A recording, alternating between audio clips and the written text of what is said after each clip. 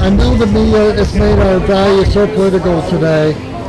Should our values just stay to ourselves, not the media? For certain values, yes, but your religious preference, your values on that should be how you live. You should not expect someone else to live your religious moral values. I agree with that, but for the moral values that I think everyone should be fed. No one should be hungry in America or on this planet. I do believe that healthcare is also a value. It's a moral value, and everyone should be entitled to good healthcare. With me being a healthcare employee, I really stress that strongly. Healthcare should be a right, not a privilege. Not a privilege. I think there are common core values, and then those just overflow into being a community and a group. You should follow some core values, I guess. I don't know. I would say by doing it politely and not being afraid to hear viewpoints that are different than theirs. And there's a lot to be said about speaking your views, but there's a lot to be said about listening to other people. So if you can do both, then I think you're in a much better spot. And how do you do that? I guess one, you find the good people to surround yourself who are willing to listen to you as well, and you just understand that there are some things there's two different viewpoints to everything, so just take your turn and then do a lot more listening. I think in general people just need to listen a lot more than talk. It's been said that we have 2 ears and one mouth. I agree with that 100%. What do you agree with? That you just need to listen more than you talk, because you can always learn something, and just because you don't agree, you can go on your day disagreeing with someone and nothing's going to happen.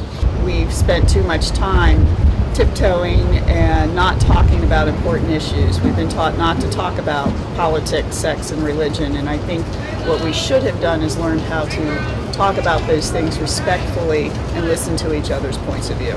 How can folks maintain good relationships with their neighbors or fellow citizens and still express their political values without alienating each other?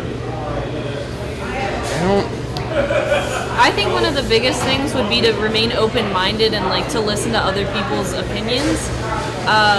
It's very easy to get divisive and defensive over other arguing opinions, but I think if you listen, that should be the biggest point. I think my main method, I guess, of sort of having those uncomfortable conversations but still maintaining friendships and healthy relationships, I guess, is humor. I will generally poke fun at my friends' beliefs and mine at the same time. So, because I don't know, I think everyone's beliefs are grounded in their experiences and also are absurd, and that's including my own. So I think everyone is so definitive and concrete about I'm right in this regard or I'm right in this regard, and everyone's opposed, and that to me is funny. So I think if I poke fun at the whole spectrum of it, then I in my experience it generally makes conversations more productive when we're all kind of laughing at ourselves as opposed to laughing at each other. Can you give me an example of that? No. like for real, if you wanted me to go get a cup of coffee and come back in 20 minutes, absolutely. But I'm like a different person pre-coffee, so I'm Well, I think based on experience, which is all I can speak to, I think having empathy for each other and your life experiences without passing judgment on each other. I think especially in this part of the country, your neighbor might have a completely different perspective than you do. And it is important to be able to express yourself, which for me, since I lean more in a traditionally liberal viewpoint, sometimes I feel like I should just keep that to myself in certain social groups, but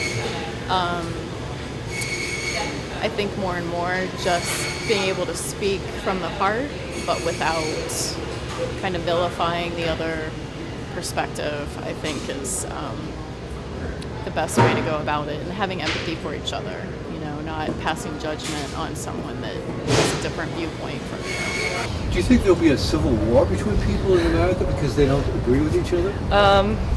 Yeah, I do, and I'm probably different in my generation that I think social media is spawning it. I don't really get in too much into social media because I think there's something is too much communication and too many viewpoints, and I think that's been fostering it. I really think today I'm not too worried about a civil war. Hopefully there are more people that are smarter, that know better than to do anything like that. I think the main thing we need to do today is to love each other and to help each other, because that's why we're here, is to love and help each other. The second question I'm asked, because the media's made it so political, do you worry about a war forming amongst all Americans, and what can we best do as Americans to avoid that war and stay strong together for our kids and grandkids in the future? I do believe that. I do believe there's going to be another crusade. It's sad, but I honestly believe that. I believe that our religious party, because it's so political now, are going to feel everybody needs to believe like they do, and that's so sad. That truly is. And we should accept that we all look different. We all believe differently, but we're all on the planet Earth. So where are we going to go? Where are we going to go? This is it. This is us. In order for you to truly believe in whatever faith you believe in, to be good should be the number one value. So how am I killing the next person because they don't believe or think like I do? It's good. I don't see that. I don't understand religious wars. I never have. I tried to study as much as I can on human history, and majority of our ugly wars have been under the name of some religious belief. It's so sad. So my biggest fear is that somebody is going to wave that banner, and a group of people going to follow them, and next thing we know, we're going to have a religious war on these United States of America. It's sad. It really is, and that's why I'm doing videos to get opinions from folks how we can avoid that. And I do think we can avoid that. We just got to be strong. I do too. I think we can avoid it too by accepting that we need to be aware of that we are different, but that's not a bad thing. We should celebrate that we are different. We bring different values, different outlooks, different way of fixing a problem that you or I may not never think of that solution, but the next person who's not like us can possibly have the answer. That's the beauty of being an American citizen. It is that we can accept everybody, everything, and grab joy from that, so we won't have to have a useless, ridiculous war that kills our children, our grandchildren, our great-grandchildren. That's what I'm hoping for. That's what I teach mine. That's what I share with my friends who ask me.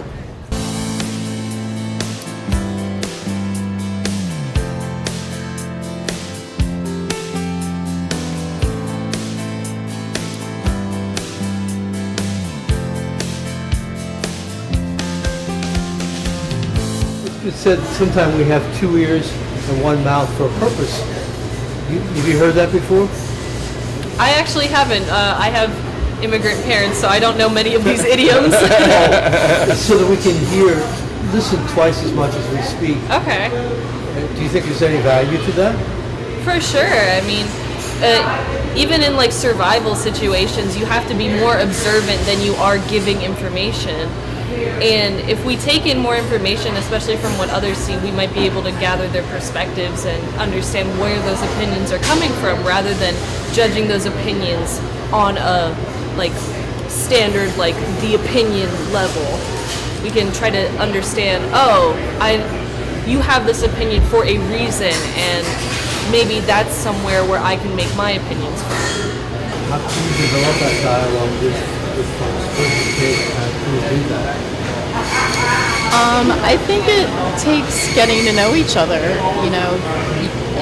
I don't think it really works to just start off with politics right off the bat. I think it's, if it's a family environment, getting to know each other's children, getting to understand your common values you have, for me as a parent, there's a lot of common values that I have with someone that might vote differently than me, but to understand those. But in this environment that we live, it's tricky because you can step on a live wire without knowing it, and suddenly the trust isn't there between two people that really fundamentally do believe in the same thing, believe in love, believe in taking care of each other, believe in same human emotions. It's been said that we have 2 years for a purpose. Exactly, yeah. Well, yeah, I mean, that's kind of, I think in every aspect of life, I try to listen before I speak, which isn't always a popular thing to do, but that's kind of what I like to do. I think you just find common cause with people even if they have slightly different values. Yeah. I think we all have some common, and you emphasize the things that make us similar rather than emphasizing the things that make us different. So you think kind of like maybe sit down with somebody, maybe your friends or family, or maybe somebody you meet, and just sit down and maybe just like to discuss about like slowly. That's a good idea. Yeah, right. That really is a good response. and find, like he said, find similarities. Like that we're all parents, let's say, or we're all.